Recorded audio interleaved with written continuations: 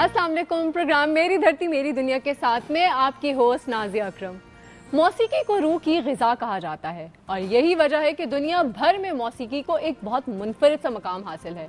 और ये मौसीकी ही है जिसके ज़रिए मलका तरन्नुम नूरजहां ने जंग में सिपाहियों में लड़ने का जज्बा पैदा किया। और मौसीकी के ज़रिए ही जो सिंगर शकीरा हैं फुटबॉल के वर्ल्ड कप मैच में खिलाड़ियों की हौसला अफजाई करती हुई नजर आई। और मौसीकी की वजह से ही भारत के शंकर महादेवन अपनी आवाज़ के जादू से क्रिकेट वर्ल्ड कप में खिलाड़ियों की हौसला अफजाई करते हैं।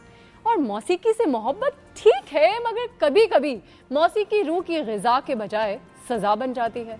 कौन सी मौसीकी रूह की ग़िज़ा है, आज हम इस टॉपिक पे बात करेंगे। और इसी टॉपिक पे बात करने के लिए हमारे साथी आपके पास भी आएंगे और हम लाइव कॉल्स पर भी आपसे बात करेंगे। और लाइव कॉल्स पर बात आप कर सकते हैं, नंबर डायल कर सकते हैं 0423630864। और जनाब इसी टॉपिक पर गपशप हम करेंगे और स्टूडियो में मौजूद हैं हमारे साथ हमारे गेस्ट, और हमारे गेस्ट हैं वारिस बेग। वारिस बेग मुल्क के बहुत ही फेमस सिंगर हैं। उन्होंने बहुत सारी फिल्म्स में जो है प्लेबैक सिंगिंग भी की और अपने एल्बम्स भी बनाए। 1997 में सैयद नूर की फिल्म संगम में गाया गया गाना वारिस बेग का जो गाना था वो बेहद मकबूल हुआ और ये गाना था आ प्यार दिल में बसा। फिर जब वारिस बेग ने गाना गाया कल शब देखा मैंने चांद झरोके में, तो फिर उनकी शोहरत को 4 चांद लग गए। और भारतीय मौसीकी के दिलदादा भी वारिस बेग का ये गाना गुनगुनाते हुए नजर आने लगे। अब हम वारिस बेग से बातचीत करेंगे। बहुत बहुत शुक्रिया आपका हमारे इस प्रोग्राम में आने का। क्या हाल है, आप ठीक ठाक हैं? बहुत शुक्रिया आपका, आपने मुझे बुलाया नाजिया। और एक और बात मैं कहूँगा कि शकीरा के बारे में आप बता रही थी। शकीरा को ओबामा जी कहूँगा सदर ओबामा ने उनको एडवाइज़र बनाया है एजुकेशन का। और ये उनके लिए मैं समझता हूँ बहुत बड़ा एजाज़ है। और अगर कोई गवर्नमेंट का हमारे लोग सुन रहे हैं तो मैं उनसे कहूँगा कि हमारे कुछ आर्टिस्ट ऐसे हैं पाकिस्तान में जिनकी बहुत ज़्यादा इस मुल्क में खिदमात हैं। प्लीज़ उनको भी आप इस तरह सराहें, क्योंकि आर्टिस्ट जो हैं वो एक रीढ़ की हड्डी हैं किसी भी मुल्क के लिए। किसी मुल्क, बिल्कुल सही। अच्छा, हम आपसे मतलब बात करेंगे। सबसे पहले हम यहाँ कहाँ से स्टार्ट करेंगे? यहाँ से स्टार्ट करेंगे कि आपने सिंगिंग का स्टार्ट लिया, मतलब उस वक्त जबकि हमारे मुल्क में बहुत ज़्यादा फिल्म्स भी नहीं बन रही थी और बहुत ज़्यादा मतलब फिल्म्स के हमारे यहाँ गानों को सुना नहीं जाता था। उस वक्त आपने कैसे डिसाइड कर लिया कि आप फिल्म में प्लेबैक सिंगिंग करेंगे? ये बिल्कुल एक समझ लें इंसिडेंट था। मैं एक जगह पे परफॉर्म कर रहा था। जैसे आप दोस्तों में परफॉर्म करते हैं, I used to play guitar और दोस्तों में बैठ के मैं गाने शाने गाया करता था। और हमारे एक दोस्त हैं यासिर मलिक साहब, तो भाभी भी उधर आई। भाभी से उन्होंने कहा कि इसको सुने ज़रा, आपको कैसा लगता है। उन्होंने सुना तो वो मुझे कहती हैं, भाभी रुखसाना नूर की बात कर रहा हूँ, आपके पास कोई सीडी या कैसेट है अपनी? मैंने कहा जी मैंने अभी रिसेंटली मेरी एल्बम रिलीज़ हुई है तो मैं आपको दे देता हूँ। उन्होंने दे दी। तो एक मेरा शो था अलहमरा में, तो वो वहाँ पे आगे सैयद नूर, साइमा जो रेशम है, उन्होंने मुझे वहाँ पे सुना, तो आप हमारी फिल्म के लिए एक गाना गाइए। अब मैं एक गाना गाने गया था और उसके बाद जो लाइन लगी आज तक है। अच्छा, मतलब आपके हम गाने सुनते हैं, बड़े धीमे धीमे से सुरों वाले गाने होते हैं, जबकि अगर हम वैसे आजकल देखें तो बहुत ज़्यादा हिप हॉप पॉप किस्म की मौसीकी जो है सुनी जाती है। आपने क्यों इंतखाब किया, मतलब why did you select this बहुत स्लो मौसीकी? आप जिसमें सुर ना हो ना चीज़ में, या मेलोडी ना हो, मैं समझता हूँ मैं वो गाना गा नहीं सकता। और जो मेलोडी है वो ज़िंदा रहती है। अब जितने भी पुराने गाने देख लें, पाकिस्तानी या इंडियन, आज भी आप उनको गुनगुनाते हैं। जो फास्ट गाने हैं उसको आप कभी गुनगुना नहीं सकते। वो बस एक फूल जड़ी की तरह आपको अच्छे लगते हैं, आते हैं और ख़त्म हो जाते हैं। जो सॉफ्ट म्यूज़िक है, जो रोमांटिक म्यूज़िक है, वो एक अगरबत्ती की तरह है। जब अगरबत्ती बुझ भी जाए उसकी खुशबू रहती है। तो मैं समझता हूँ कि जब तक रोमांस ना हो गाने में, जब तक मेलोडी ना, फीलिंग्स ना हो, तो गाना वो गाना नहीं है। अच्छा, आज आप मेंटली प्रिपेयर हो के आई एम श्योर आए होंगे कि हमने आज आपसे ढेर सारे गाने सुनने हैं। नो ठीक है, हमारे यहाँ वक्त हो गया है एक ब्रेक का। ठीक है, लेकिन ब्रेक पे जाने से पहले आप हमें सुनाने लगे हैं गाना, तो कौन सा सुना रहे हैं? मैं सोचा था ब्रेक के बाद मुझे सुनेंगे। नहीं, हम ब्रेक अकेले पहले सुनेंगे। अभी सुनना है, वो अकेले बाद में भी सुनती रहूंगी। ब्रेक से पहले मैं अपनी पहली फिल्म संगम और जो मैंने पहला गाना स्टूडियो में गाया वही आपको सुनाता हूँ। अमजद बॉबी साहब ने मुझे रिहर्सल करवाया था, जो पहला गाना मेरी फिल्म के लिए। साथी मेरे तेरे बिना थे ख्वाब सोने मेरे, आजा बसा ले एक दिल का नगर, जिसमें करे सारा जीवन बसर। साथी मेरे, साथी मेरे। जबरदस्त, क्लैपिंग क्लैपिंग बहुत। आई एम श्योर मुझे तो ख़वातीन हज़रात, आपसे मुलाकात होती है ब्रेक के बाद। Let's have a break.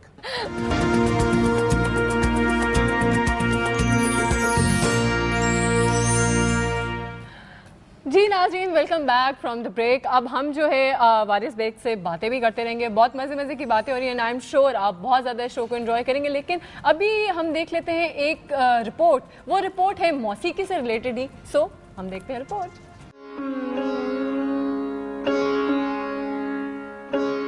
7 सुर सुनाई देते हैं 7 समंदर पार भी, क्योंकि सुरों की कोई सरहद नहीं होती, कोई जमीन नहीं होती, कोई आसमान नहीं होता।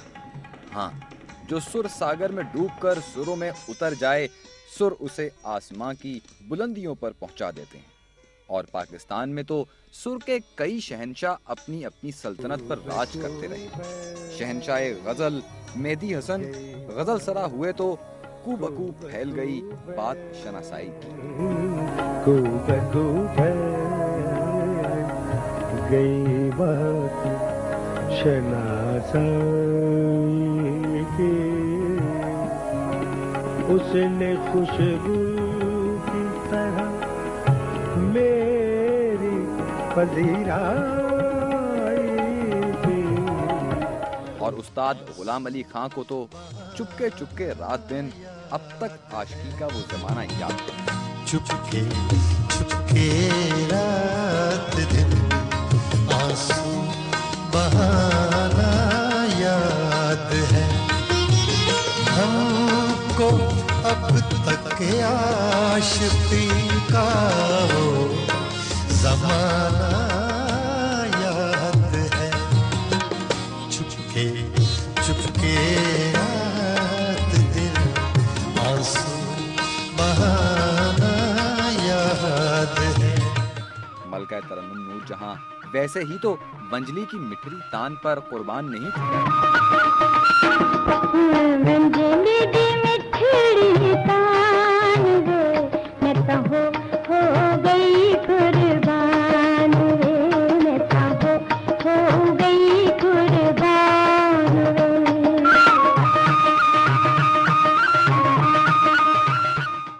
क्लासिकल घरानों के सुरीले गुलकारों ने भी अपने मधुर सुरों से इस तरह मशहूर किया कि सब उन्हीं का राग अलापने लगे। और फिर उस्ताद नुसरत फतेह अली खां भी दम मस्त कलंदर मस्त की तान बुलंद करते हुए दुनियाए मौसीकी में अमर हो गए।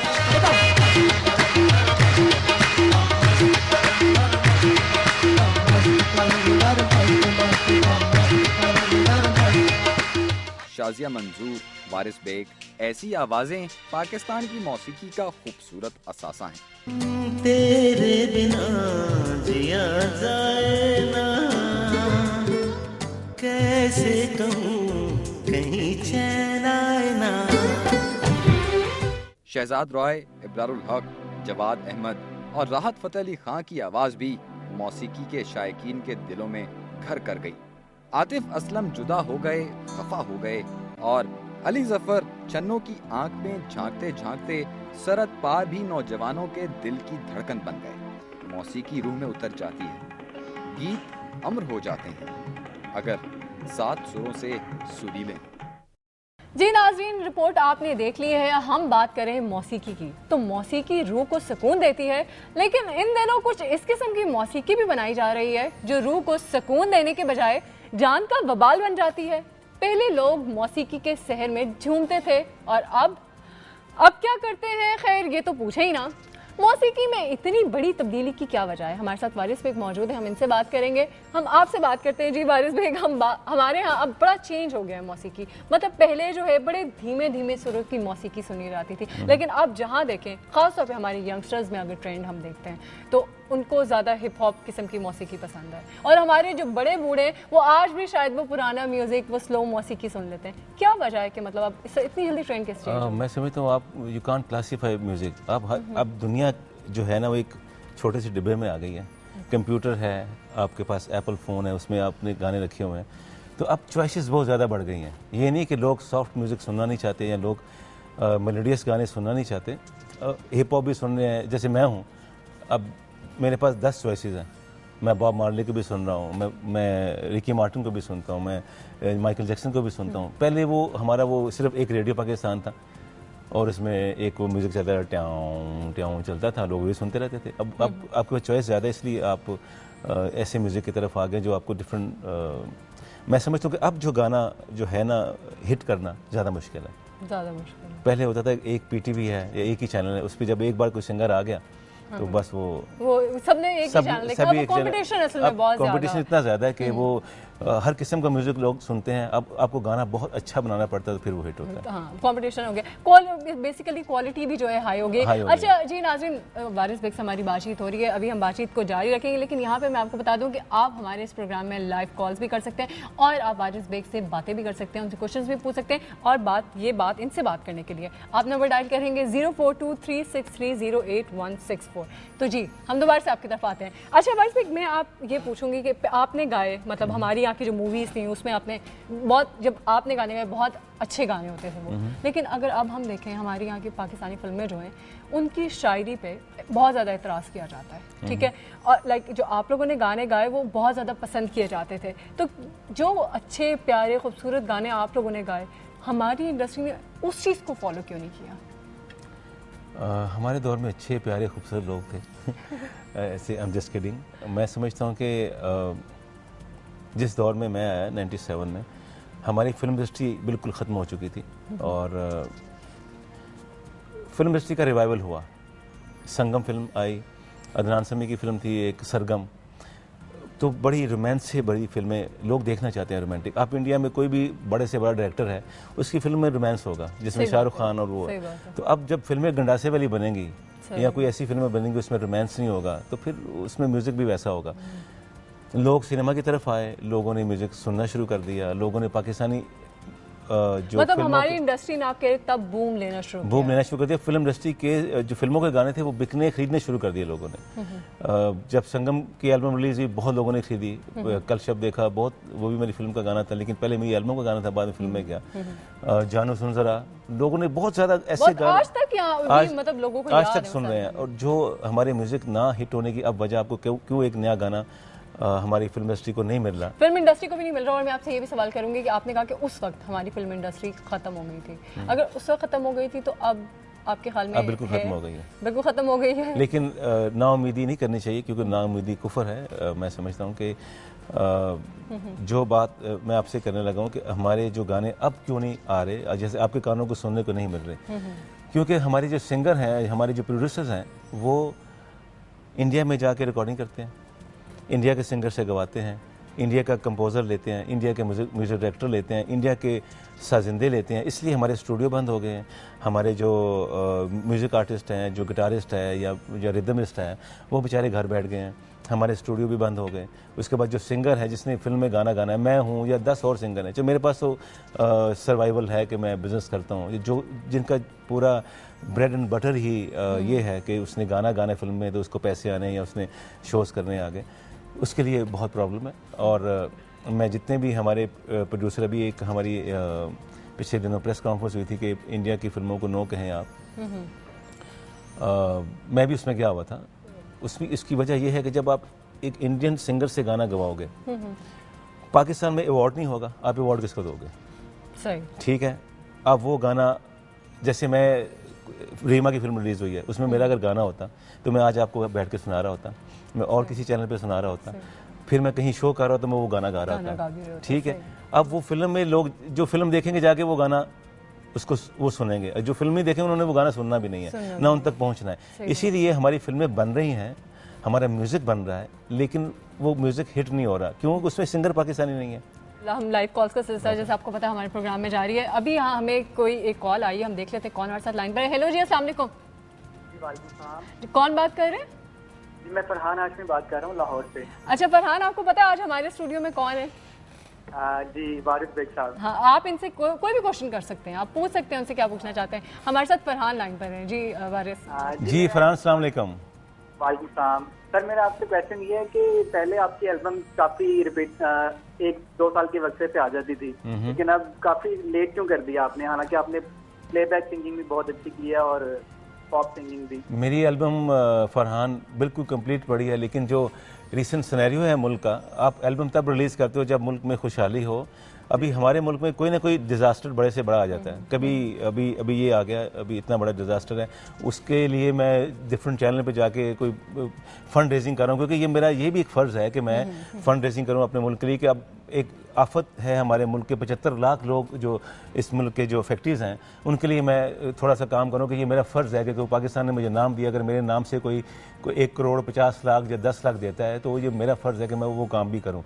मेरी एल्बम कंप्लीट पड़ी है, I just need to make 1 or 2 video, उसको मैंने रिलीज़ करना है। और ये अब से नहीं पड़ी, 1 साल से मेरी एल्बम तैयार पड़ी है, लेकिन मुझे ऐसा मौका नहीं मिल रहा। हमारे मुल्क में डिज़ास्टर पे डिज़ास्टर आते हैं, कभी आटा ख़त्म हो गया, कभी लाइट ख़त्म हो गई, और जब मैं सोचता हूँ कि मैं एल्बम रिलीज़ करूँगा तो जब 19 घंटे लाइट नहीं आएगी तो मेरी एल्बम सुननी किसने, देखनी किसने। तो इसलिए मैं इसको इंशाल्लाह बहुत जल्द रिलीज़ करूँगा। मेरे गाने तैयार पड़े हैं।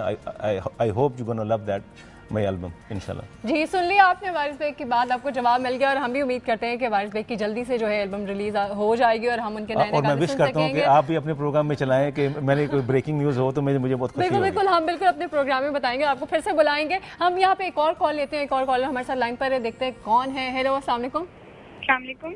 कौन बात कर रही है और कहाँ से बात कर रही हैं? मैं नजीबा बात कर रही हूँ लाहौर से। आपको पता है नजीबा कि हमारे साथ इस वक्त स्टूडियो में कौन मौजूद है? जी वारिस बेग। जी, तो आप उनसे क्या बात करना चाहेंगे, क्या पूछना चाहेंगे? जी अस्सलाम वालेकुम। जी अस्सलाम वालेकुम नजीबा, कैसी हैं आप? जी अल्लाह का शुक्र। सर मेरा क्वेश्चन है आपसे। सर मोस्टली एक दो सिंगर्स है, बल्कि 1-2 से ज़्यादा सिंगर्स के साथ ही एक्सपीरियंस हुआ है कि पाकिस्तान में इतने ज़्यादा वो फेमस नहीं हुए, ये इतना प्ले अप नहीं वो हुए, लेकिन इंडिया जाके उनके काफ़ी ज़्यादा फेमस हो गए हैं, प्रमोट काफ़ी हुए हैं। तो सर ऐसे कौन से फैक्टर्स हैं जिनकी वजह से इंडिया इनको ज़्यादा प्ले अप कर रहा है, पाकिस्तान में इतने ज़्यादा वो नहीं हो रहे पॉपुलर? मैं इसका, अगर आपने शायद अभी प्रोग्राम देखना शुरू किया है, इसका मैं जवाब दे चुका हूँ कि हमारे इसमें मीडिया का कसूर है, हमारी आवाम का कसूर है। जैसे आप हैं, आप पाकिस्तानी एल्बम, जो भी सिंगर जो हमारे नामवर सिंगर हैं, जो कोई नई अपकमिंग सिंगर है, उसकी एल्बम खरीदें, उसको सुने, कम से कम उसको सराहें कि आप उसके बारे में राय बता सकती हैं कि आपका गाना अच्छा है या बुरा है। उसको सुनेगा कोई नहीं तो वो किस तरह मशहूर होगा। इंडिया में ये है कि एक गाना जब दिन में 50 बार चलता है, वो बुरा गाना भी अच्छा लगना शुरू होता है। यहाँ पे अच्छा गाना भी बुरा लगना शुरू होता है जब आप उसको चलाते नहीं हो। तो इसकी सिर्फ मेन वजह यही और कोई, इसलिए हमारे सिंगर भाग भाग के इंडिया जाते हैं। सही बिल्कुल नजीबा, आपने बात सुन ली है वारिस बेग की। इस बात में हम डिस्कशन पहले भी कर चुके थे। खैर बहुत बहुत शुक्रिया आपका हमारे इस प्रोग्राम में कॉल करने का। तो नाज़रीन, वारिस बेग से बातें आप लोगों की भी जारी हैं और मेरी भी, और यहाँ पे वक्त हो गया है फिर से एक ब्रेक का, यानी कि किस चीज़ का वक्त हो गया?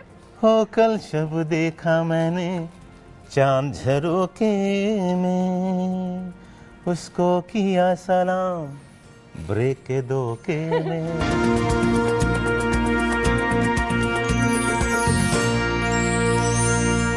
मेरी धरती मेरी दुनिया में वेलकम बैक। इन दिनों दुनिया भर में मौसीकी के हवाले से बहुत सारा काम हो रहा है, बहुत सारी तहकीकात भी हो रही हैं और मौसीकी को ज़हनी अमराज के इलाज में इस्तेमाल भी किया जा रहा है।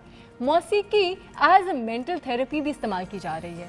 एक तरफ तो ये हाल है, जबकि दूसरी जानिब मौसीकी हमारी नौजवान नस्ल में सेंसेशन पैदा कर रही है। नौजवान तेज सुरों की मौसीकी बुलंद आवाज़ में सुनना पसंद करते हैं। उससे न सिर्फ वो खुद हिजान का शिकार होते हैं, बल्कि दूसरों के लिए भी तकलीफ का सबब बनते हैं।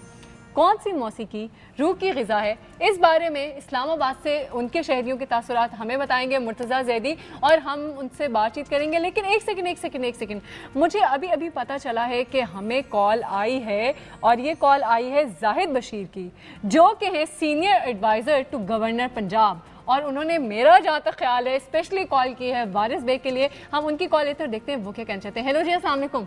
जी वालेकुम जी, आप खैरियत से हैं? ठीक ठाक हैं? जी बिल्कुल, आप बताएं आप कैसे? मैं ठीक हूँ जी। मैं बस टीवी देख रहा था तो वारिस बेग साहब को एकदम जब सामने पाया तो मैंने वो अपनी वो बहुत ज्यादा के बावजूद मैंने कहा 2 लफ्ज तो मुझे कहने चाहिए, यू नो।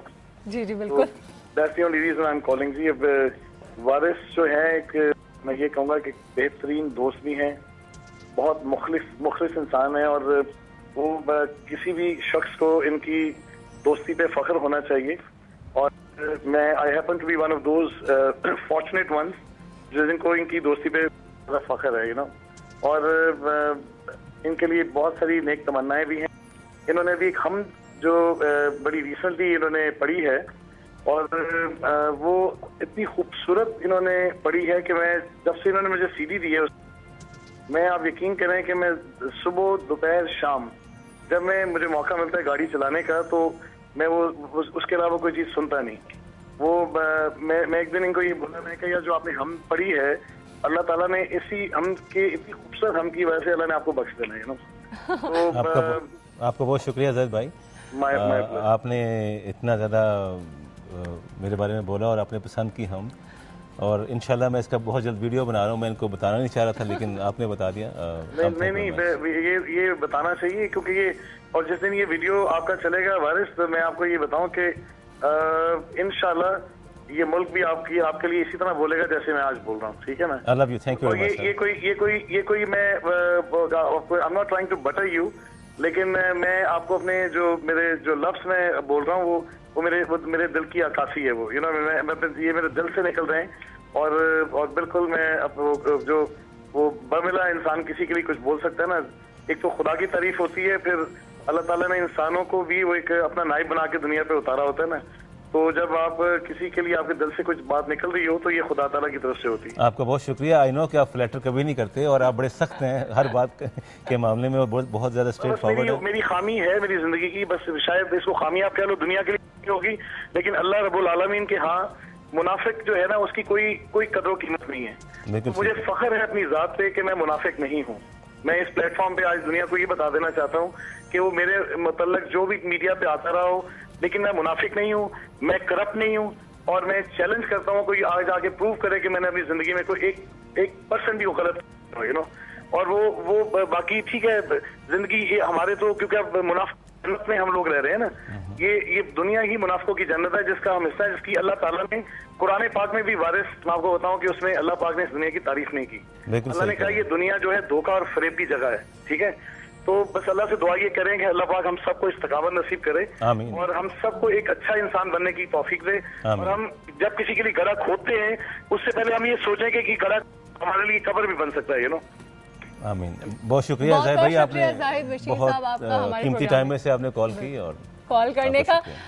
जी नाज़रीन, अचानक हमें ही सरप्राइज कॉल आ गई और वो वाकई में बहुत अच्छा सरप्राइज था। और मैं असल में वारिस बेग को नोट कर रही थी कि वो बहुत ही ज़्यादा बहुत तहम्मुल से और बड़े जो है सरप्राइज होके, क्योंकि उनके लिए भी आई एम श्योर सरप्राइज था, और वो सुन रहे थे। और माशाल्लाह जिस तरह से आपने सबने सुना कि किस तरह से उन्होंने वारिस बेग की तारीफ़ की, और हम सब ये जानते हैं इनकी पर्सनैलिटी के बारे में। खैर नाज़रीन, यहाँ पे हम पहले भी अनाउंस कर चुके थे कि हमें इस्लामाबाद जाना है, वहाँ के लोगों के हमारा जो आज का टॉपिक है कि मौसीकी रूह की ग़िज़ा या फिर सज़ा, इस बारे में क्या कहना है। जी मुर्तज़ा ज़ैदी, इस वक्त आप कहाँ पर मौजूद हैं, वहाँ के लोगों का हमारे आज के टॉपिक के बारे में क्या कहना है? जी नाजिया, मैं इस वक्त इस्लामाबाद के एक पार्क में मौजूद हूँ और यहाँ पे कुछ लोग यहाँ पे मेरे साथ मौजूद हैं जो यहाँ पे मौसीकी एंजॉय कर रहे हैं और पार्क को और पुरफिजा माहौल को एंजॉय कर रहे हैं। इनसे मैं यही पूछ रहा था कि इनके मूड के और मौसीकी का बेसिकली लिंक क्या है, आपस में कनेक्शन क्या है। तो इनके बहुत डिफरेंट से व्यूज हैं, इन्हीं से बात करते हैं। मौसीकी बेसिकली है क्या? एक्सप्रेशन है जी एक किस्म का। लोग हम बात करके थोड़ा आपस में कम्युनिकेट कर रहे हैं। म्यूजिक जो है वो एक और एक रिफाइंड तरीका है उसी कम्युनिकेट करने का। जो मौसीकी कहते हैं रूह की ग़िज़ा है जी। कौन सी मौसीकी जो है वो रूह की ग़िज़ा है? आपको बेसिकली किस मूड में किस टाइप का म्यूजिक अच्छा लगता है?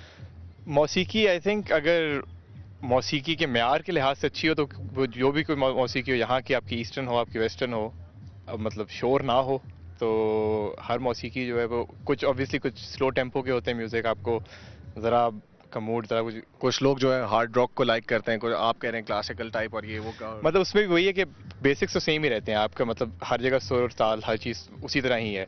अब वो कुछ जगह पे उसमें आपकी बेस ज़्यादा होती है या ड्रम ज़्यादा होता है, सो वो म्यूजिकली जो है साउंड होना चाहिए, बेशक जो है रॉक हो, बेशक जैज़ हो, बेशक आपका जो है ईस्टर्न क्लासिकल हो, म्यूजिक के लिहाज से जो है वो मेयार पे उतरना चाहिए। अच्छा, ये हमारे साथ यहाँ पे मुझे ये नजर आ रहा है, यहाँ पे ये तबला टाइप, मुझे तो इसका नाम नहीं पता बेसिकली, लेकिन इसका दरबूका। अच्छा, ये आप इसको प्ले करते हैं? ठीक है, मैं इसको प्ले करता हूँ। मैं भी देखा था, बहुत अच्छा आप बजा रहे थे। तो ये बेसिकली क्या है आपको म्यूजिक, क्या है, क्या चीज म्यूजिक आपको क्या लगता है क्या? म्यूजिक मेरे लिए तो मतलब it's a passion for me, और म्यूजिक बिल्कुल रूह की ग़िज़ा है, और मतलब अगर आप अच्छा बगैर म्यूजिक के आपकी लाइफ क्या है? बगैर म्यूजिक के लाइफ तो है, लेकिन वो एक ब्लैक एंड वाइट है। बिल्कुल, वो जो आप अभी मूड की बात कर रहे थे, आपको पता नहीं चलता आप किस मूड में हो। म्यूजिक थोड़ा सा डिफाइन करता है आपके मूड को, ठीक है। अगर आप कुछ ऐसा म्यूजिक सुने जो आपके मूड से थोड़ा सा रिलेट कर जाए तो ऑब्वियसली आप एंजॉय करते हैं। अच्छा, classical music, western music, eastern music, pop, rock, ये सारी बहुत सारी किस्में सुनने में आती हैं, ठीक है। बेसिकली इन सारी चीज़ों में आपका माइंड और आपका जो बेसिकली आपकी जो आपकी सोच है, वो कैसे आप इसको वो करते हैं कि आप किस सोच में और किस मूड में किस टाइप का म्यूजिक सुनते हैं? डिपेंड कर रहा होता है कि जिस तरह हम लोग जिस तरह मूड स्विंग्स होते हैं, जिस तरह हम कह रहे होते हैं कि अभी हमारा सैड मूड है, तो ऑटोमेटिकली वो स्विच कर जाता है आपके एक ओल्ड म्यूज़िक के ऊपर, कि आपका दिल चाहता है कि आप ओल्ड म्यूज़िक सुनो। हाँ, इस तरह जिस तरह आप लोग जा रहे होते हैं किसी अपने दोस्तों के साथ, फ्रेंड्स के साथ डिफरेंट लोकेशंस में, या फिर आपस में गेट टुगेदर है, उसमें एकदम से वो पार्टी वाला म्यूज़िक और वेस्टर्न म्यूज़िक और इस तरह की म्यूज़िक हो रहे होते हैं, तो वो it depends on mood swings. अच्छा, पाकिस्तानी और इंडियन फिल्मों में अक्सर दिखाया जाता है कि जी किसी लड़के ने अगर लड़की को आई लव यू बोलना तो उसने गाना गाना, ठीक है। तो बेसिकली म्यूज़िक का मकसद यही है, कुछ और भी है? म्यूजिक सिर्फ ट्रांजैक्शन को आसान करता है आई लव यू कहने के लिए। अदरवाइज खाली आई लव यू बोल दे और आगे लड़की रिस्पॉन्स ना दे और पीछे शोर भी ना हो और आवाज़ म्यूजिक भी ना हो, तो सीन थोड़ा ऑकवर्ड हो जाता है। तो इसलिए अगर लड़की ने रिजेक्ट भी करना होगा तो म्यूजिक के साथ कैमरा फ्लॉ हो जाता है सब। बेसिकली म्यूजिक है क्या क्लासिकल म्यूजिक में, और जो एक आज से 8-10 साल पहले जो म्यूजिक था और जो आज म्यूजिक है, उसमें क्या फ़र्क क्या है?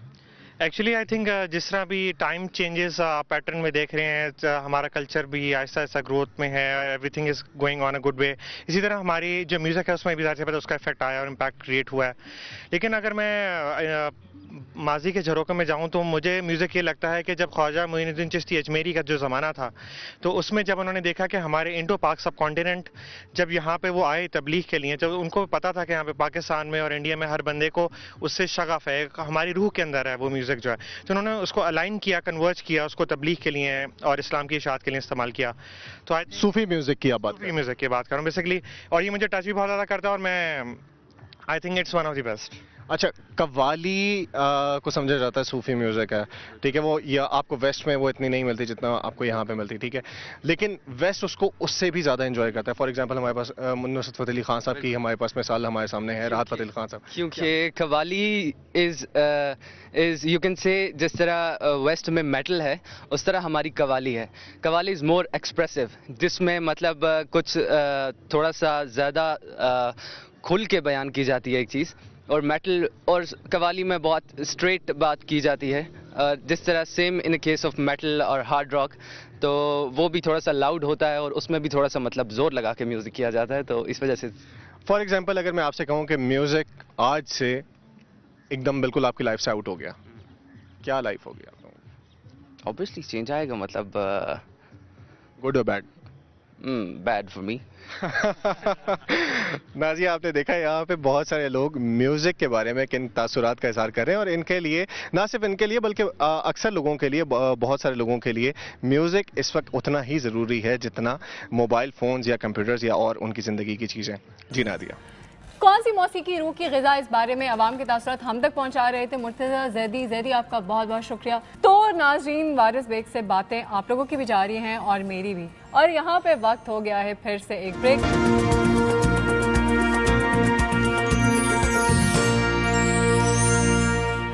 मेरी धरती मेरी दुनिया में एक दफ़ा फिर से वेलकम बैक। जनाब, लाइव कॉल्स का सिलसिला जारी है और लाइव कॉल्स पर आप हमसे बात करने के लिए नंबर डायल कर सकते हैं 0423630864 और अभी हम शामिल करने लगे हैं आपकी लाइव कॉल्स। तो देखते हैं कौन हमारे साथ लाइन पर है। हेलो जी, अस्सलाम वालेकुम। जी अस्सलाम वालेकुम। कौन बात कर रहे हैं और कहाँ से बात कर रहे हैं? नाम है शहजाद बोल रहा हूँ और लाहौर से बोल रहा हूँ। अच्छा शहजाद, आपने हमारा प्रोग्राम डेफिनेटली देख रहे हैं, आपको पता है कि हमारे साथ आज गेस्ट कौन है?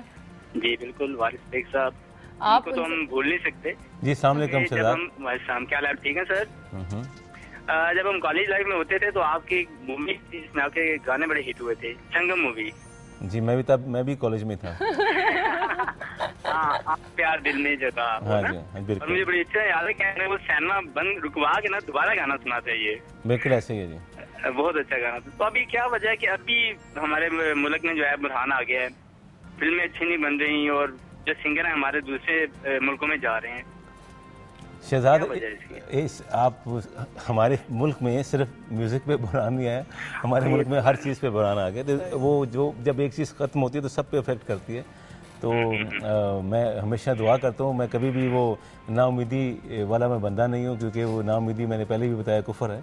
तो मुझे उम्मीद है इंशाल्लाह ताला बहुत अच्छा होगा और हमारी फिल्म इंडस्ट्री फिर रिवाइव होगी, हमारा मुल्क फिर आगे जाएगा, हमारा मुल्क खुशहाल होगा। जी आमिर शहजाद, आपका बहुत बहुत शुक्रिया हमारे प्रोग्राम में कॉल करने का। जी नाज़रीन, आप लोग कॉल कर रहे हैं और एक और कॉल आ गई, हम देख लेते हैं हमारे साथ कौन लाइन पर है। हेलो अस्सलाम वालेकुम। अस्सलाम वालेकुम। कौन बात कर रही हो, कहाँ से बात कर रही है? मैं अंबर बात कर रही हूँ, मुल्तान से बात कर रही हूँ। कैसी हैं आप? मैं बिल्कुल ठीक ठाक। अंबर, आपको पता है, आई एम श्योर आप प्रोग्राम देख रहे हैं और आपको ये भी पता है कि हमारे साथ आज हमारे गेस्ट कौन है? जी जी, वारिस बेग। जी, तो आप क्या बात करना चाहेंगी? क्या कोई क्वेश्चन है वो करना चाहेंगी या कोई भी बात आप वारिस बेग से करना चाहें, आप दिल खोल के कर सकती हैं। जी जी, मैंने उनसे ये पूछना था कि उनसे कोई न्यू एल्बम आ रहा है, वो कब रिलीज करें? और दूसरा बेसिकली इनके सॉन्ग्स मैं पहले सुनती होती थी, तो अभी बड़े अरसे बाद इन्होंने एक निकाला है इनका वो जो सॉन्ग था संगम, तो उनसे पूछना था इनकी न्यू एल्बम कब आ रही है? मेरे ख्याल से Ambar, thank you very much for calling. आपने मेरे ख्याल से अभी टीवी ऑन किया है। मैं ये बता चुका हूँ कि मेरी एल्बम बहुत जल्द आ रही है, 2 महीने के अंदर अंदर, और आई होप कि आपको बहुत अच्छी लगेगी। जैसे मेरे गाने होते हैं सॉफ्ट और रोमांटिक और थोड़े डिफरेंट, तो आपको अच्छे लगेंगे इंशाल्लाह। जी अंबर, आपने सुन ली बात वारिस बेग की और हम भी आपके साथ उम्मीद कर रहे हैं वारिस बेग के नए गानों का वेट कर रहे हैं। बहुत बहुत शुक्रिया आपका हमारे प्रोग्राम में कॉल करने का। आपको क्या लगता है पाकिस्तान में, अगर हम बात करते हैं पाकिस्तान की, मतलब अब थोड़ी सी हम इस रेफरेंस से बात कर लेते हैं ना, कि क्या मुस्तकबिल देखते हैं? क्या हमारे यहाँ कोई टैलेंट की कमी है? मतलब टैलेंट की कमी है या हमारे पास अपॉर्चुनिटीज़ की कमी है, जो हमारे यहाँ पे इतने अच्छे अच्छे सिंगर्स होने के बावजूद यहाँ पे काम नहीं हो रहा? हमारे पास अपॉर्चुनिटी की कमी है। टैलेंट हमारे मुल्क में बहुत ज़्यादा है। हमारे मुल्क से ज़्यादा टैलेंटेड, मैं बाहर बहुत जाता हूँ, दुनिया बहुत घूमता हूँ, जितने टैलेंटेड लोग यहाँ पे हैं वो दुनिया में कहीं नहीं है, लेकिन उनको मौका नहीं मिलता।